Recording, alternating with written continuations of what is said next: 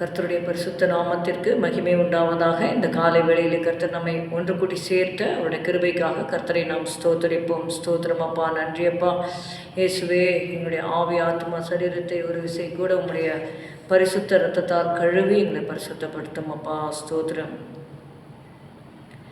எக்கால சத்தம் வானில் தொனிக்க காண்போம் இயேசுவை எங்கள் முன்னே.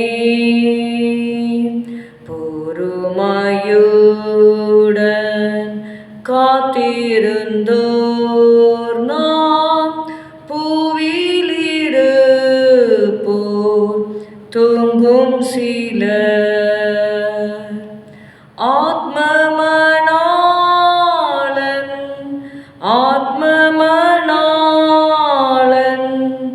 வாரும் நல் இயேசு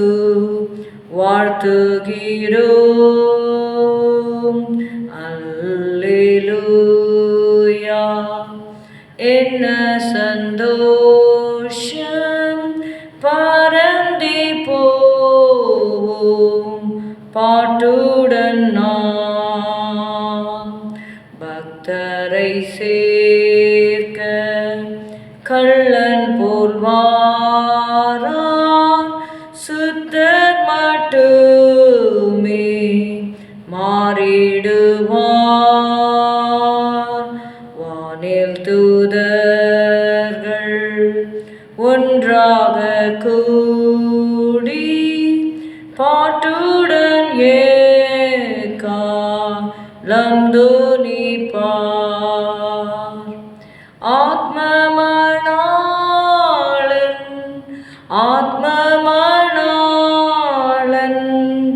வாரும் நல் இயேசு வாழ்த்துகிறோம். அல்லேலூயா. என்ன சந்தோஷம் பரந்தி போவோம் பாட்டுடன் நாம். விண்ணில் சுத்தர்கள் கிரீடங்கள் பெற விண்தூதர் காத்து நிற்கும் நாளில்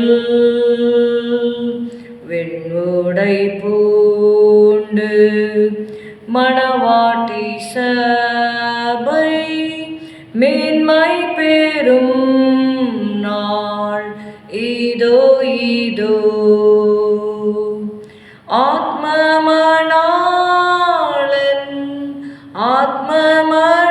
ஆத்மமணாளன் வாரும் நல் இயேசு வாழ்த்துகிறோம். அல்லேலூயா. என்ன சந்தோஷம் பரந்தி போவோம் பாட்டுடன் நாம். மார்க் 13வது அதிகாரம் 36-37 வசனங்களை வாசிக்கலாம். Mark chapter 13 verses 36 and 37. நீங்கள் நினையாத வேளையில் அவன் வந்து உங்களை தூங்குகிறவர்களாக கண்டுபிடியாத படிக்கு விழித்திருங்கள். நான் உங்களுக்கு சொல்லுகிறதை எல்லாருக்கும் சொல்லுகிறேன், விழித்திருங்கள். இங்கே இயேசு அநேக காரியங்களை இயேசு ஓமைகளாக பேசிக்கொண்டிருக்கும் பொழுது மார்க் 13:34-37 வரைக்கும் அவர் தம்முடைய வருகை குறித்து சொல்லுகிறார். 32வது வசனம், அந்த நாளையும் அந்த நாழிகையும் பிதா ஒருவர் தவிர மற்றொருவனும் அறியான், பரலோகத்தில் உள்ள தூதர்களும் அறியார்கள், குமாரனும் அறியார். அக்காலத்தை நீங்கள் அறியாதபடியால் எச்சரிக்கையாயிருங்கள், விழித்திருந்து ஜெபம் பண்ணுங்கள். இயேசுடைய இரகசிய வருகை குறித்து சொல்லப்படும் பொழுது எந்த நேரத்திலே அவர் வருவார் என்பது தெரியாது என்று எழுதப்பட்டிருக்கிறது. ஒரு திருடனை போல நினையாத நாழிகையிலே மனுஷகுமாரன் வருவார். அதை சொல்லும் பொழுது 34வது வசனம், ஒரு மனுஷன் தன் வீட்டை விட்டு புரதேசத்துக்கு பிரயாணம் போக எத்தனிக்கும் போது தன் ஊழியக்காரருக்கு அதிகாரம் கொடுத்து அவனவனுக்கு தன் தன் வேலையும் நியமித்து விழித்திருக்கும்படி காவல் காக்கிறவனுக்கு கற்பிப்பான். அப்படியே நீங்களும் விழித்திருங்கள். ஏனெனில் வீட்டெஜமான் சாயங்காலத்திலோ நடுராத்திரியிலோ சேவல் கூவும் நேரத்திலோ காலையிலோ எப்பொழுது வருவான் என்று நீங்கள் அறியீர்கள். நம்முடைய இயேசு கிறிஸ்து நமக்கு எஜமானாக இருக்கிறார். நாம் செய்யும்படியாக நமக்கு சில வேலைகளை தேவன் கொடுத்திருக்கிறார். அவர்கள் விசுவாசியாக இருந்தாலும் சரி, ஊழியர்களாக இருந்தாலும் ஒவ்வொருவருக்கு நாம் செய்ய வேண்டிய நிறைவேற்றிய கடமைகளை இந்த உலகத்திலே தேவன் நமக்கு கொடுத்திருக்கிறார். இங்கே பார்க்குறோம், விழித்திருக்கும்படி காவல் காக்கிறவனுக்கு கற்பிப்பான்.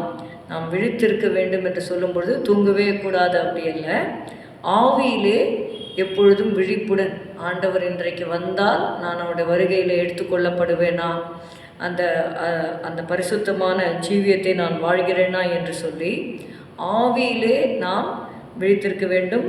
நம்மால் இயன்ற வரைக்கும் ஜெபத்திலும் வேத வாசிப்பு தியானத்திலே பரிசுத்த வாழ்க்கையில் நாம் தரித்திருப்பது அவசியமாக இருக்கிறது.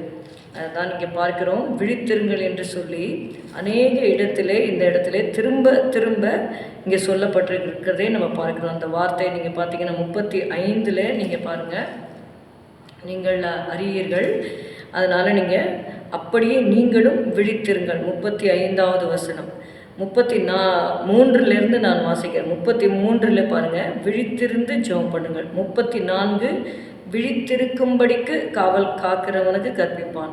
35 நீங்களும் விழித்திருங்கள்.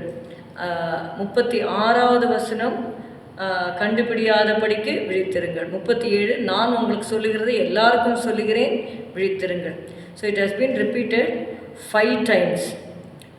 5 முறை நீங்கள் இந்த இடத்துல பார்த்தீங்கன்னா விழித்திருங்கள் விழித்திருங்கள் என்று சொல்லப்பட்ட அந்த வார்த்தையை பார்க்கிறோம். ஒரு வார்த்தை திரும்ப திரும்ப ஆண்டவர் ஒரு short பேசேஜில் 5 times that word has been mentioned.